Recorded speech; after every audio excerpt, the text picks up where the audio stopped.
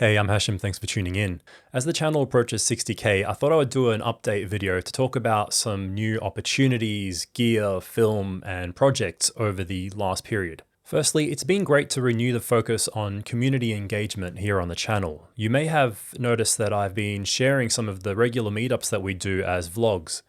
I've also increased the interview-based content here and on the Pushing Film Instagram page. Interviews and community have always been a key aspect of the channel from the very beginning. They did take a dip during the 2 years of lockdowns, so I was a bit slow to get back on the horse. But thanks to sponsorship from certain brands or the help from friends with production, I've been able to renew that focus. I still have much more that I'd like to do in this regards, including the return of long-form interviews, bringing meetups to more cities and other community-driven events and content. So thank you to anyone who's been part of that, whether you've come to a meetup, helped out, or simply shared your feedback on the interviews or vlogs. Speaking of interviews, the next thing I want to talk about is the one I did with Pentax management recently. If you saw that video, you'll know that it was a special opportunity which I was immensely grateful for. Pentax cameras were the first proper DSLRs that I used during my university days, when I started to get into photography more seriously. They're also one of my favorite brands of film cameras in general. So getting to sit down with the general manager of that company was pretty surreal. It was all thanks to the guys from Pentax Australia and CR Kennedy, who are the first and oldest international distributor of Pentax.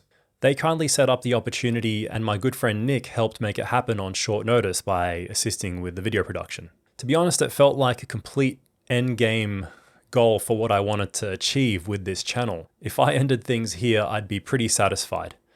But no, I don't plan to quit anytime soon. The Pentax interview strengthened my faith in the future of film photography, not that it was ever lacking, but hearing their insights and process of what went into the Pentax 17 camera development, for example, made me look at things in a slightly renewed light. And lucky for me, I got a copy of the camera from the Pentax guys that I've shot a video with. It's not a review per se, but something a little bit different. I became more curious about using the 17 after the interview, and I'm glad that I finally tried it. That video will be coming in a week or so, and I'm excited to share it with you all. Before moving on to the next camera I acquired recently, I wanted to mention the sponsor of this video, which is Flexispot. For the longest time, I was using a cheap and worn out desk and chair. In perfect timing, Flexispot reached out to me and sent me their E7 Pro desk with the bamboo top and the C7 premium ergonomic chair. As someone who spends more time than I'd like to admit behind a desk, these were a huge upgrade for me, and have made me feel more inspired to actually be at my workstation. So simply having the lumbar support of the chair and ability to set the desk at an ideal height make a huge difference. Flexispot have been well established worldwide and recently became available here in Australia. The desk and chair both arrived well packaged and were easy for me to put together myself. I think they probably recommended 2 people for the desk, but hey, all those years of shooting the Pentax 6.7 couldn't be for nothing. The Flexispot E7 Pro premium standing desk has a balanced 2-leg design with powerful motors. Even with my heavy setup, I don't have to worry about the load-bearing capacity of this thing. It's more sturdy than my previous desk, even at the standing height. The lift action is smooth, and the control unit lets you set height presets into the memory. And with the built-in cable management, I can keep things tidy. As for the C7 premium ergonomic chair, it has a multitude of adjustment points to get the ideal position to further protect your posture. I couldn't neglect the importance of ergonomics any longer, especially as I spend more hours making YouTube videos or editing client work. So I'm honestly quite impressed by Flexispot given their quality and value. They have a range of options on their website, whether you're here in Australia or overseas, with different desk types, lengths, and accessories to suit your budget. If you're interested in getting your own ideal desk setup, I highly recommend heading to the Flexispot website and checking out their options. Make sure to use my link and code in the description for a limited discount, and thank you to Flexispot for sponsoring this video. So another camera that I acquired recently was the Nikon F2. As you may know, I've been a longtime fan of the Nikon FE, but I'd always been curious about the professional level F cameras of that era. I had tried and reviewed the Nikon F3 many years ago, which I quite liked, but I wasn't a fan of the LED meter. So I always had an F2A on my watch list. Not as a replacement, but as an addition to the FE. I finally got my hands on one a couple of months ago and have been thoroughly enjoying using it for my first rolls. I think there are plenty of reviews on this camera out there already, but I'll still try and include it in some future content here on the channel. All in all, it's really solid, quite a beast, and a pleasure to use, but I'll save more of that for later. As far as film stocks, you may have seen my review of the new Harman Phoenix 200 in 120. I was quite impressed with this version and the upgrade that it presented over the 35mm iteration. So I'll put a card for that video if you haven't seen it, but all in all, I'm quite excited to see what the next iterations of Harman Phoenix can offer. Earlier on this year, you may have also seen me cover some other film stocks like the Rolly Superpan 200 that I shot during my trip and some cinema film options from Mr. Negative. Gareth is based here in Melbourne and has been doing great work with Mr. Negative over this last year. I especially enjoyed shooting the rare stocks that he offers like the Vision 2 Kodak film and the Fuji Eterna and Fuji F64D that I shot in Japan.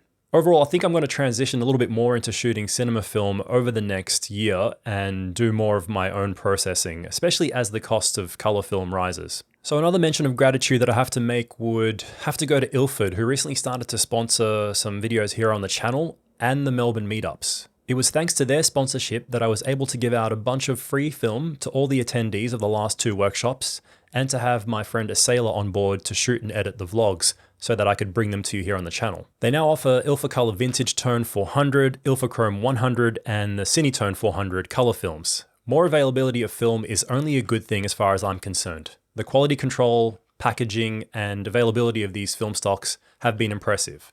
Especially when it comes to price and availability, there's certain film stocks that are sometimes hard to get your hands on for a decent price, like Xchrome 100, but Ilfochrome 100 came along and solved that problem. I've also started to use the new Ilfocolor chemistry kits, which are made in Japan. So far, I've been happy with the results from the C41 kit and plan to try the ECN2 and E6 kits next. Now, onto accessories. My favorite thing so far this year has to be the Argo film processor. I also have a video on that if you haven't seen it, but for more on that, check out the full review. You may also know that I started an online store to make the Optic Old School Film Killer available here in Australia. I also hope to stock other niche items down the line that are too hard or expensive to get here. Recently, I've been testing out the film leader trimmer from Reservot. This is a beautifully machined device for cutting the perfect leader shape out of 35mm film when bulk loading. It's simple yet effective, and if you bulk load your own film, a tool like this could be handy for you. So if you would be interested in one of these here in Australia, let me know in the comments and I'll look at the viability of stocking them in the online store. For that matter, let me know about any other specialty products that you'd be interested in getting down here. Last of all, I'd like to talk a little bit more about process and creativity. Over the next year, I'm hoping to upgrade my skills in darkroom printing and inkjet printing, while bringing you more content about both processes on the channel. I started a series called Exposure to Print as part of this new initiative. I'm still working on a couple of personal print or book projects, but also trying not to rush them just for the sake of completion. This can be a constant battle, especially when you have self-doubt that keeps you wondering if the work is ready, but that's all part of it. The next thing I wanted to mention is some podcast chats that I've been doing with Cooper and Alex, where we discuss various topics related to the photographic process. It's called The Developing Tank, and it's available over on Cooper's channel or the podcast link that I'll put in the description of the video. So I could go on geeking out with more things that I'd like to mention, but I don't want to cram too much into this video. So I'll end with a thank you to everyone for watching and supporting the channel as it approaches 60,000 subscribers. It didn't feel like that long ago that I was doing a 30K update live stream. As the channel continues to grow, my excitement to be part of this great community grows too. It really is a great time for film photography right now. Speaking of live streams, they have taken a bit of a dip while I was redoing my workspace and taking on a few extra projects recently, but they will be back soon, and I hope you can join on the next one. Also remember to let me know what you'd like to see more of on the channel. Thanks for watching all the way till the end, and I'll see you in the next video.